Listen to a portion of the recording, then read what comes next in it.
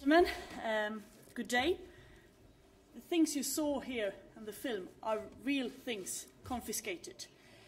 And the figures are really impressive. And they clearly illustrate the challenge that we are facing. Every year, billions of euro illegally obtained by organized crime or mafia remain in the hands of criminals. Drug trade, other organized crime generate huge profits. And far too little of this is confiscated. We are talking about huge sums. Estimations, careful estimations by the United Nations, talk about that 3.5% of that the organized crime assets in the world make up to 3.5% of the collective GDP of the world. Probably it's much more. And this means that every day, despite the efforts put in place at national level, European citizens are deprived of tax money that could have been invested in welfare sector, healthcare, schools, or could have been returned through cuts. Organized crime is all about getting money, money, and money. And that can be turned into gold, houses, yachts, racing horses, luxury furniture, fancy cars, motorbikes. You saw examples. A large scale of this money is also used to finance other crime, so it becomes an evil spiral that we have to try and stop. Putting criminals in jail is, of course, important, but that's only part of the job. The other crucial work is to make sure that crime does not pay, and to ensure that the money that gets into the criminal pockets is brought back to the legal economy where it belongs. And in times of crisis, that is even more important. That is a clear priority that I have set up, and is a clear priority in the internal security strategy. And that is why today I'm presenting a legislative proposal that will make it easier for national authorities to confiscate the profits that criminals make from serious and organized crime. The proposal will simplify rules and fill important gaps which are being exploited by organized crime groups. It will lay down clearer and more efficient rules for confiscated assets, not directly linked to specific crime, but clearly a result of a similar criminal activity by the convicted person. It will strengthen the rules of the confiscation of assets transferred from the suspect to a third party. And these provisions will mitigate the effects of the increasingly widespread practice by suspects or accused of transferring property to friends or relatives with a view of avoiding confiscation. It will allow for confiscation of assets where criminal conviction is not possible because the suspect is dead, ill, or has fled. It will ensure that prosecutors can temporarily freeze assets that risk disappearing if no action is taken, subject to confirmation by a court. The use of this precautionary freezing powers in urgent cases prior to seeking a court order or pending its request will stop assets getting out of reach and ensure that they remain available for confiscation. It will also allow police and prosecutors to continue investigations on the assets of a convicted person when confiscation was ordered but insufficient assets were confiscated. And this provision will avoid that assets successfully hidden by criminals resurface years later, and that criminals can ultimately enjoy their ill-gotten gains. The proposal will also require member states to manage frozen assets so that they do not lose economic value, and it will ensure that actions taken to freeze or confiscate are balanced by very strong measures protecting fundamental rights. So the aim of this proposal is very easy: to make it easier for the police to hit organized crime and mafia group where it hurts the most, going after the money. The rules will better equip national authorities by sharpening and improve the tools at their disposal, and will make it easier to use these tools across borders to make sure that there is no safe haven for organized crime, because the criminals are very good at organizing the freedom of circulation. The police have to follow. This will weaken the economic power of criminal groups. It will protect the legal economy by reducing criminal infiltration, and it will enhance the European Union citizens' security. Thank you very much for your attention. We're ready to take some questions. I know that many of you will want to ask questions on issues that are not directly linked to the confiscation of assets. I will ask these colleagues to be patient, and we will take a question at the end. And I think that now we can take questions on the confiscation of assets itself. We start for there, and then we move in the middle.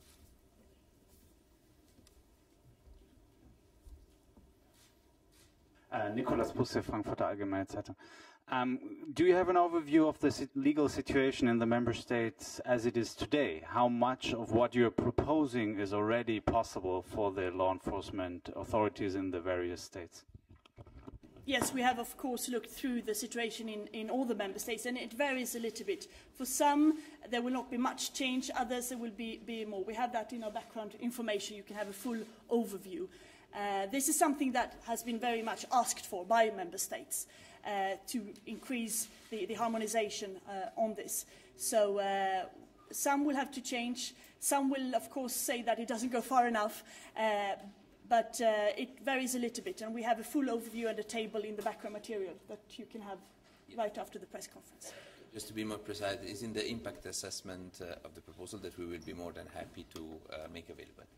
We have a question just behind, then we move in the middle, and then we move back. Martin Winter, Süddeutsche Zeitung.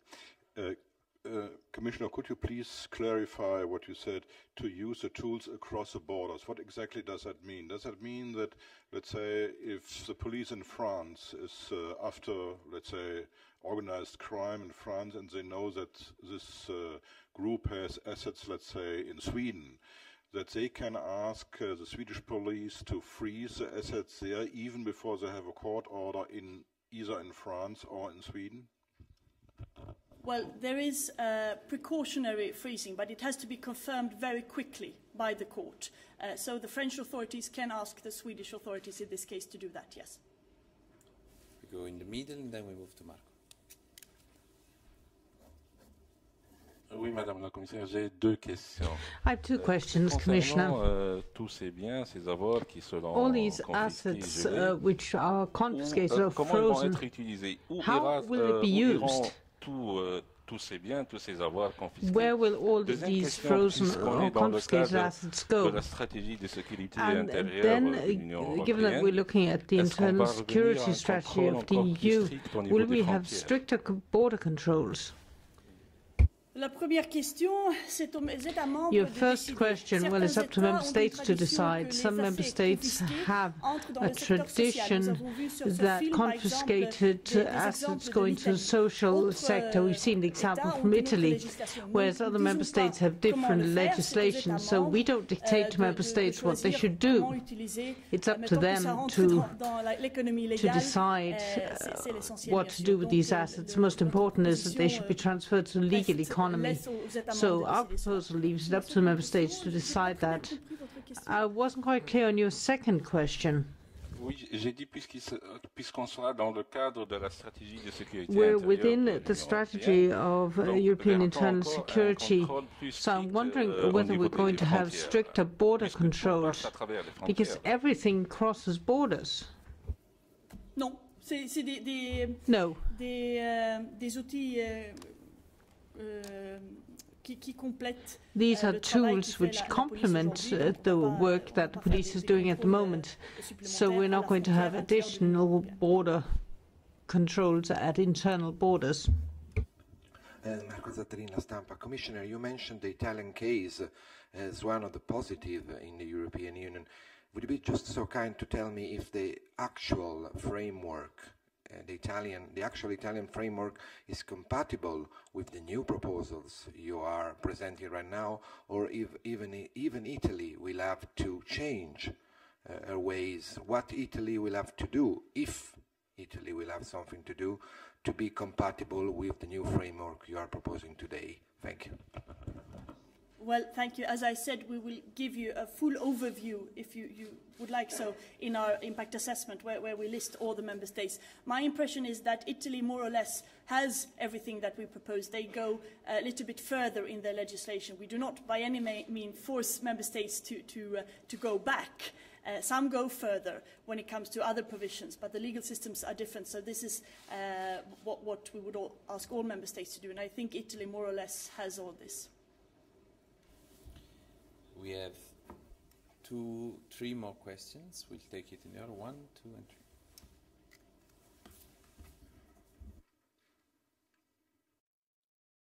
It's okay, no? You said here that this proposal requires member states to manage frozen assets so that they do not lose economic value. How is there a body or a framework which could control, of course, belonging to European Commission, which could control the member states if they do so, if they respect the rules you have issued? Well, thank you very much. Thank you. We require all member states to set up asset management offices. Some member states already have it. You saw examples from Ireland in the film. And that would be the body who would manage that on a national level. Please. There has been a specific effort for Bulgaria and Romania, the so-called cooperation and verification mechanism, and Bulgaria and Romania have been required, in fact, to do precisely what you are describing. What does it change for these two countries? Well, I do not have all the 27 member states' legal system on all these points in my head. As I told you, we have made an impact assessment where we have compared and we have looked and we have consulted widely, of course, with the experts from all member states. So I will refer you once again to this overview table where you can check on all, because there are many proposals that we do and what would have to be changed in the different member states. James? Thanks. Just to clarify, is the provisional freezing idea, is that the new element of this? Is that one of the things that you would highlight as being something that would be introduced by this legislation if it were eventually approved? Thanks. Well, this is one new issue. Also, to facilitate third-party confiscation is one novelty, and also in very specific cases, the possibility to confiscate from a suspect that cannot be at the court if he's dead or he has fled somehow, but of course with the precautionary to make sure that there is really enough evidence that he would have been judged in that case. So these are probably the three most dramatic changes, I would say. Let me just check how many questions are left. We have one there, one here, so here, and then we move. Thank you. Martina Stavis from Dow Jones and the Wall Street Journal. If it's the time to ask for your comment on President Sarkozy's comment, or is it not yet the time? Okay, I'll go with the choreography, fine. We'll come back just check a moment the question about the issue we are discussing today. We have Lorenzo. Any other colleague who still has questions? And okay, over there. We have two more questions, then we'll pass to other issues. Commissioner Lorenzo Gonzo from TM News. I can speak Italian, I think. Can you?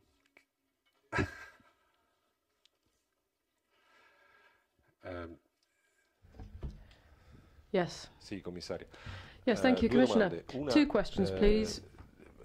Questa legislazione Looking at this legislation, un qualunque effetto, una qualunque conseguenza sui paesi come la Svizzera? Does this have any impact on countries like Switzerland, which are still tax havens at the moment for these types of assets, which result from organised crime, please? Because you've got Switzerland in the EA, but I was just wondering whether or not this will apply to them, because they would in theory be applying single market criteria. Però ha degli accordi, diciamo, bilaterali. Let's say that they're not in the EA, but they've got agreements anyway. I imagine that this won't apply to them, and I was just wondering if you had any ideas about how Switzerland was going to be involved, or how could you encourage them to take part in this system? My second question is that this is one of the requests which we'd had from the associations against the mafia, and in fact the legal system in Italy as well. The magistrates have been asking about this. There was another question, though, as well, another very important issue in combating the mafia in Europe.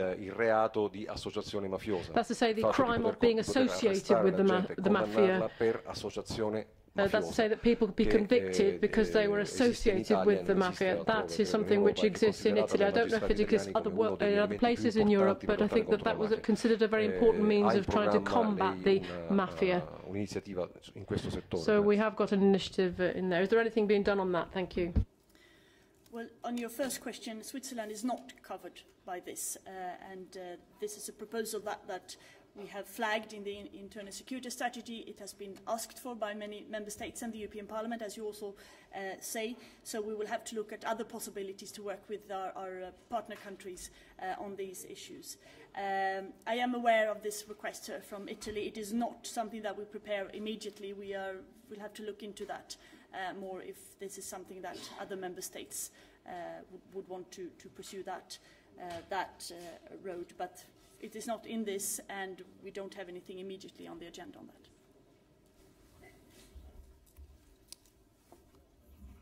Commissioner, I'm wondering, on what basis do you confiscate assets? Do you need any proof, or can the authorities just go along where they have suspicions, ask people to account for how they purchased or received them, and if they can't, then you confiscate? Thank you. Well, this is very precisely ruled in member states' legislation. They confiscate according to their own rules, and we do not change this. What we introduce is a possibility, a very small and limited possibility for non-conviction-based confiscation, only in the cases where the suspect is dead or when he has fled or is terminally ill, and when, according to the legal provision of each country, there is enough evidence to make sure that there would have been, he would have been convicted, or if she had been there. Other countries go further in non-conviction based, and they're free to do so.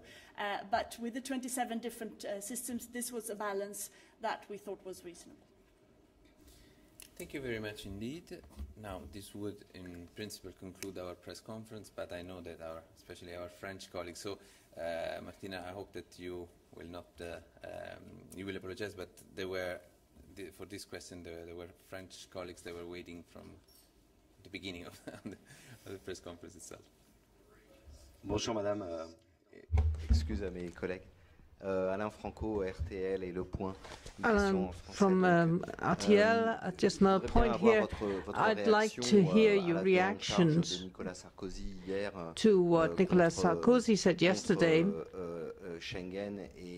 when he spoke against Schengen.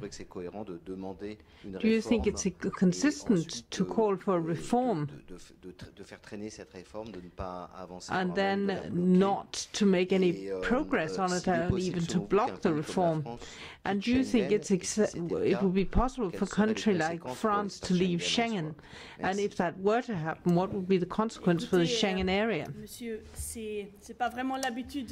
It's not really in the habits of the Commission to comment on electoral campaign in a member state. We are currently negotiating proposals that the Commission made in September at the request of the European Council, including all member states, of course, to reinforce the evaluation system and to try and shore up confidence in the Schengen area and to promote free circulation. So these negotiations are ongoing between Council and the European Parliament. Progress is being made, and there are some things outstanding. Schengen is part of the treaty, so any change within Schengen would require change to the treaty. Thank you very much for being present at this press conference. I can see there are some follow-up questions, but if it's on this subject, I don't think the Commission has anything to add. So that's it for today. Thank you.